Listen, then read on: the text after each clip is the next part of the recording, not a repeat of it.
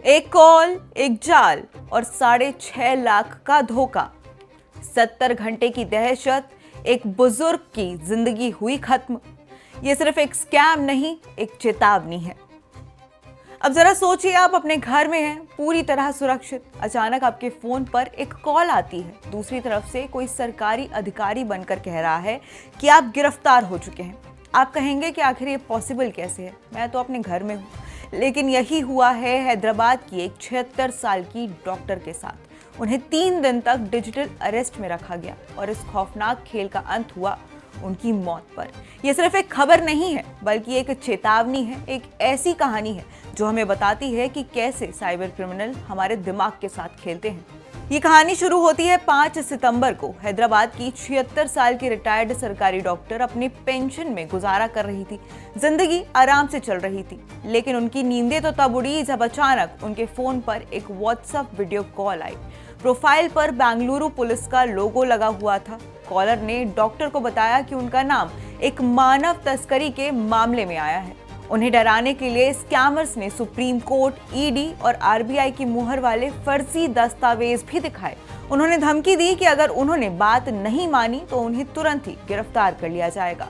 अब इस तरह डॉक्टर पर एक मानसिक दबाव बन गया। 3 दिन तक डॉक्टर को लगातार वीडियो कॉल्स और मैसेजेस आते रहे। अपराधी उन्हें फोन से दूर ही नहीं होने दे रहे थे और ये बिल्कुल ऐसा था जैसे उन्हें अपने घर में ही कैद कर लिया गया हो। और इसी को कहते हैं डिजिटल अरेस्ट। इस दौरान डर और घबराहट में डॉक्टर ने अपनी सारी बचत यानी कि 6.6 लाख रुपए स्कैमर्स के अकाउंट में ट्रांसफर कर दिए। अब पैसे लेने के बाद भी अपराधियों का टॉर्चर रुका नहीं। 8 सितंबर को लगभग 70 घंटे लगातार मानसिक तनाव के बाद डॉक्टर की तबीयत बिगड़ी। उन्हें दिल का दौरा पड़ा और अस्पताल में उनकी मौत हो गई। उनके परिवार वालों को भी उनकी मौत के बाद ही इस पूरे स्कैम के बारे में पता चला। तो वहीं अब परिवार द्वारा दर्ज कराई गई शिकायत के आधार पर साइबर अपराध पुलिस ने आईटी एक्ट की धारा 66C, 66D और बीएनएस की धारा 111(2)(b), 105, 308(2), 318(4), 319(2), 336(3), 338 और 340(2) के तहत मामला दर्ज किया है। साथ ही आरोपियों का पता लगाने और उन्हें पकड़ने के लिए जांच शुरू कर दी गई है। अब ये मामला हमें बताता है कि बुजुर्ग लोग ऐसे ऑनलाइन फ्रॉड का सबसे आसान शिकार होते हैं। अपनी सादगी और डिजिटल दुनिया से कम परिचय होने के कारण वो अक्सर इन अपराधियों की बातों में आ जाते हैं और सरकारी अधिकारी बनकर उन्हें वो ठग लेते हैं। और इसीलिए ये जरूरी है कि हम अपने परिवार के बुजुर्गों को इस बारे में जागरूक करें। उन्हें बताएं कि कोई भी सरकारी एजेंसी या पुलिस कभी भी फोन पर पैसों की मांग या गिरफ्तारी की धमकी नहीं देती है। किसी भी अनजान व्यक्ति के कहने पर अपने बैंक डिटेल्स, ओटीपी या पैसे कभी भी ट्रांसफर नहीं करने चाहिए।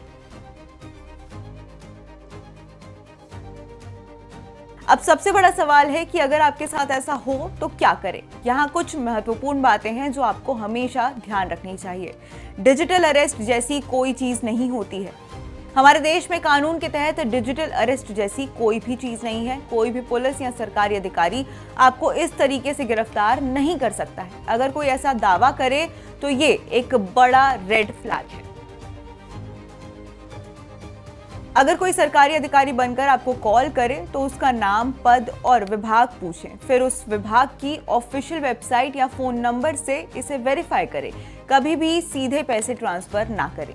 जानकारी शेयर ना करें। किसी भी अनजान या संदिग्ध व्यक्ति के साथ अपनी बैंक डिटेल्स, आधार नंबर या कोई भी संवेदनशील जानकारी कभी भी शेयर नहीं करें। मदद लें।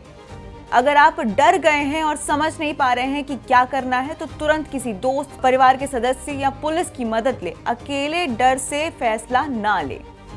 ये कहानी सिर्फ एक दुर्घटना नहीं है, बल्कि हमारे लिए एक बड़ा सबक है। साइबर अपराधी हमारे डर का फायदा उठाते हैं, इसलिए हमें जागरूक रहना बहुत जरूरी है। और ऐसी किसी भी कॉल से डरना नहीं है, बल्कि स्मार्टली उसका सामना करना होगा।